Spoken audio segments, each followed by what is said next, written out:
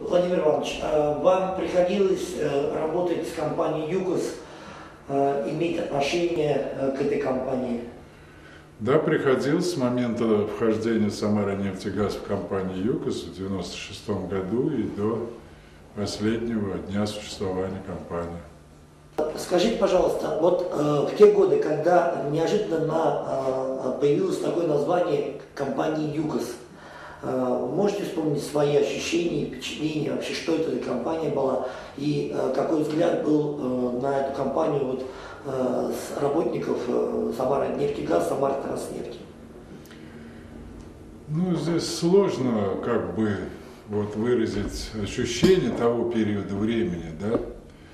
Мы-то больше были склонны, вот в Самарском регионе были больше склонны к созданию региональной компании, учитывая, что в Самарской области добыча, в Самарской области 3 нефтеперерабатывающих заводов, в Самарской области очень мощный трубопроводный узел, нефтяной узел «Дружба», УПМН, юго-западные нефтепроводы, учитывая флот нефтеналивной, который здесь у нас в Куйбышеве, учитывая науку и образование, которое имеет место и сегодня, и в те времена, то, конечно, мы считали оптимальным бы создать самостоятельную региональную компанию от добычи до реализации продукции. Но поскольку, значит, было принято решение на каком-то уровне, видимо, на российском уровне, вот, о создании такой компании, когда мы на собрании акционеров приняли решение о вступлении в эту компанию, конечно, были опасения, куда мы попадем, что нас ждет, как бы в первую очередь озабоченность, конечно, людей, как они будут работать, как они будут получать, в какой мере они будут социально защищенные, это какие перспективы, жизненные перспективы. Вот. Ну и как бы поначалу мы, когда в компанию вошли, то мы некоторый период времени сохраняли финансовую самостоятельность. То есть мы как бы сами распоряжались прибылью, сами определяли политику всю. И это продолжалось, ну, может быть, с полгода, может быть, около года. Когда изменилась структура управления, и мы фактически стали бюджетироваться ЮКОСом, вот здесь вот опасения, конечно, особо были. Это серьезные опасения, потому что мы столкнулись с отсутствием вот свободы, самостоятельности, пришлось перестраиваться резко, режим экономии эффективности производства. И наши опасения были, в общем-то, и не безосновательны, потому что на первом этапе компании ЮКОС она не особо придавала значения, скажем, социальной защите.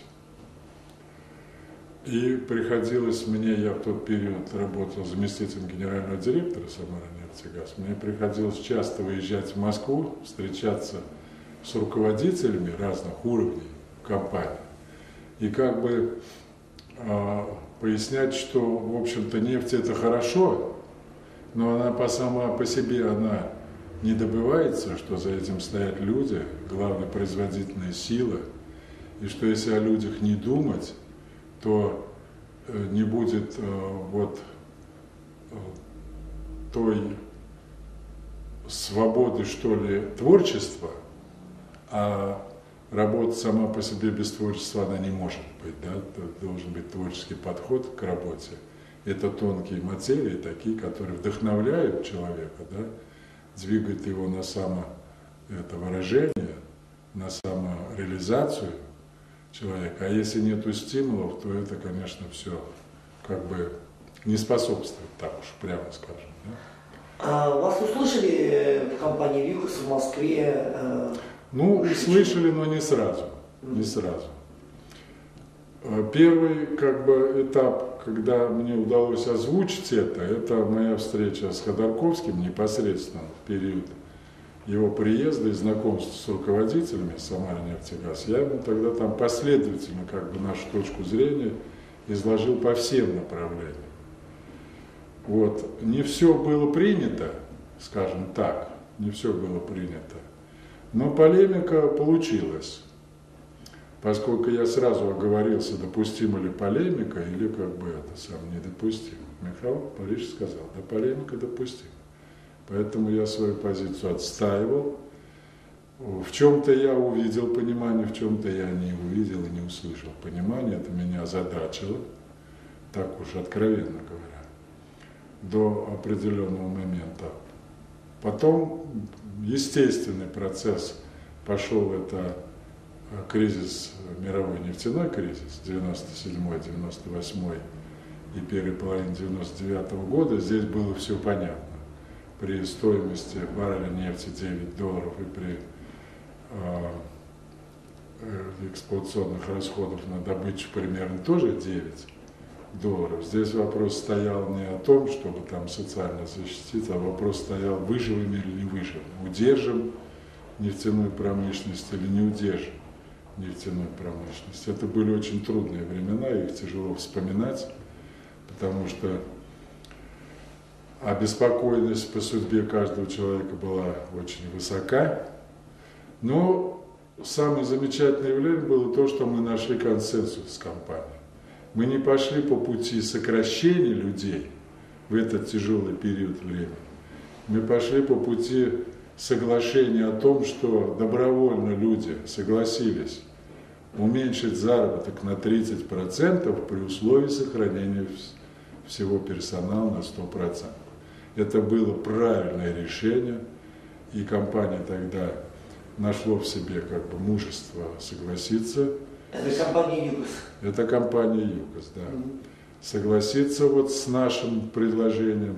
Это позволило и людей сохранить, и добычу сохранить, и пережить этот тяжелейший период времени. А уже где-то к концу 99 года, когда ситуация на мировом нефтяном рынке стала стабилизироваться, тогда ЮКОС услышал.